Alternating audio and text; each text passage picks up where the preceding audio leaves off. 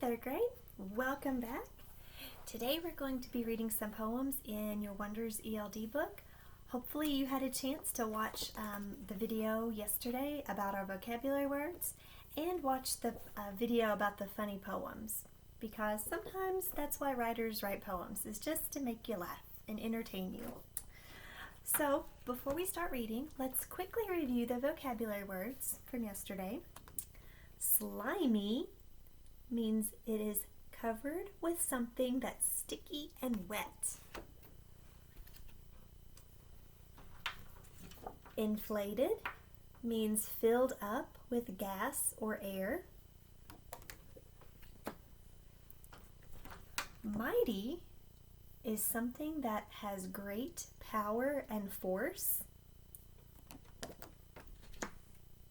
And collapsed means fell down and broke.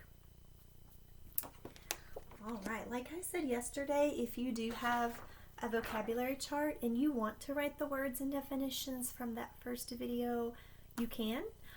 If not, that's okay too, because when we have our Zoom meeting this week, we'll review the vocabulary together with a quick little game. These words are important because they'll be in our stories this week, and our stories are actually poems. So poetry is written in lines that often follow a rhythm. And usually the author writes them to tell their thoughts and feelings about something. So here's an example. It says, roses are red, violets are blue. Sugar is sweet, and so are you. So I know in that short little poem, you heard rhyming words because we've talked about those a lot this year. Rhyming words are words that sound the same at the end, like rat and bat, or you and blue. So we'll listen for rhyming words today along with our vocabulary words. We're also going to be looking for some special parts of poems. If you are on the first page of your poem and you flip back one page, you'll see some poetry terms. You'll see rhyme, and it says the words moon and spoon rhyme because they end in the same sound. So for the example they give us says, the astronaut brought a spoon on her flight to the moon. Something else we look for is called a stanza. A stanza is a group of lines in a poem, and this stanza has two lines. It says, we roughed it at Old Piney Park with tents and popcorn after dark. So the way authors write poems is a little different than our normal sentences and paragraphs. Instead, they write in lines and stanzas so that they can follow the rhythm that we talked about. It makes it easier for you to hear those rhyming words, and it kind of almost has like a little song kind of feeling to it. It's just a different way of telling a story. And our stories, or our poems this week, are really funny stories that are meant to make you laugh. So we've talked a lot about the author's purpose. Why would the author write this? Well, sometimes authors write nonfiction stories or expository text because they want to teach us new information. Sometimes people write funny stories because they want to make you laugh, or they might write a spooky story to scare you, or they might write a special story about a holiday to get you excited about that. But these poems, I love that we're going to read these today because the author wrote them to entertain us. And sometimes if you're entertaining someone, you use humor or comedy, and those are funny things that make people laugh. So I hope you'll enjoy these today. Now, if you have the book with a circle on the front, your poem starts on page 56, and it's just one poem called The Camping Trip. If you have the book with a square or diamond on the front, your poem starts on page 400, and you also have the camping trip. They're exactly the same. But in this book, when you turn the page, there's one more poem called Bubblegum. So even though the Circle book doesn't have that, you are welcome to listen to this because they are both really funny poems. And they're very short. They don't take very long. So I hope you'll enjoy them. So no matter which book you have, you can follow along, starting on your page with the camping trip. So here we go. We roughed it at Old Piney Park with tents and hot dogs after dark. I'd barely yawned and gone to sleep when I felt something creep, creep, creep. A slimy something crawled on me, across my toe and up my knee. Ridiculous! Hard to believe that creature slithered up my sleeve. It was not humorous or fun. I hollered, "Rattlesnake! Let's run!" We all jumped up and stomped around. Our tent collapsed flat on the ground. 10 flashlights clicked on to reveal that creepy crawly by my heel. I blushed bright red. Oops, I was wrong.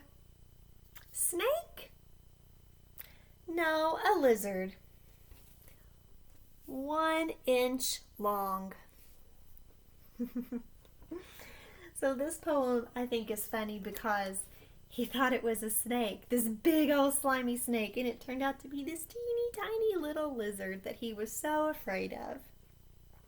But you can see that this poem is written in stanzas. So they're just lines, and then they're separated by spaces. That helps keep the flow and the rhythm of the poem going.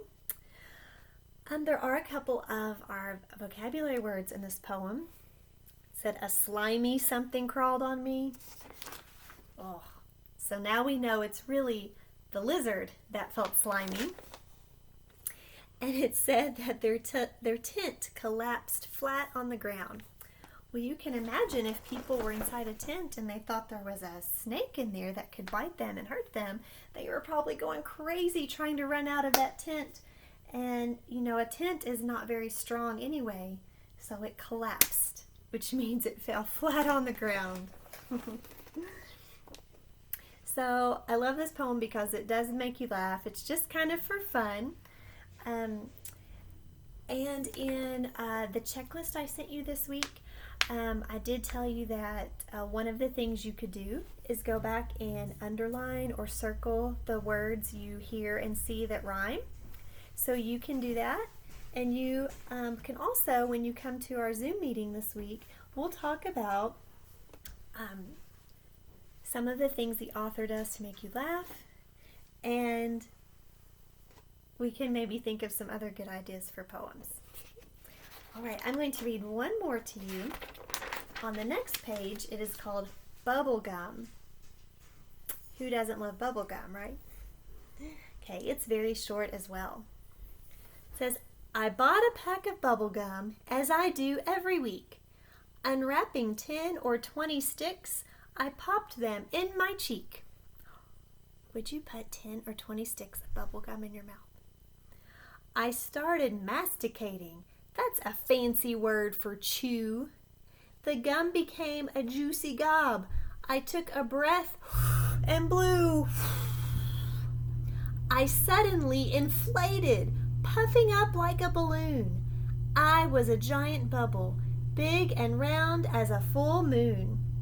My father hit the ceiling. He was really in a stew. He hollered, "Stop! Don't go!" as out the door I flew. The neighbors' eyes were popping. They dropped everything to see. I was the entertainment of the day. Forget about TV. If you like bubble gum, beware. Chew just 1 stick a day, or you'll become a bubble too and float up, up, away. I saw my friends below me and let loose a mighty roar. Whoosh! All my air blew out, and I was just a kid once more. So you can see the author took something very simple, like gum, and wrote a funny poem about it. This also had a couple of our vocabulary words. Inflated. So he was talking about how instead of the gum blowing up, he was filling up with air and it was causing him to fly. And it says he let loose a mighty roar. So that doesn't mean like a tiny little squeak. A mighty roar is like, roar! It's big and loud and strong and powerful. One of these blue words makes me laugh. It says, I started masticating. Who knows what that means? But the very next line tells us. That's why you have to use your context clues. It says, that's a fancy word for chew. So if someone says, I'm masticating, that means they're chewing. All right. So this poem also has some rhyming words if you want to go through and underline or circle and find those yourself. If you can come to our Zoom meeting this week, we'll talk about some funny things in this poem as well. It's also set up into lines and stanzas, so it helps the poem to flow. All right, so I hope that you enjoyed both of these, and we'll talk about them. So this week, remember, when we come together for our Zoom meeting, we'll talk about some things in these poems. If you have a chance to read them on your own, there are some questions on your checklist that you can underline and use your text evidence to answer. And after you do that and do our Zoom meeting, if you need extra work to do, you can always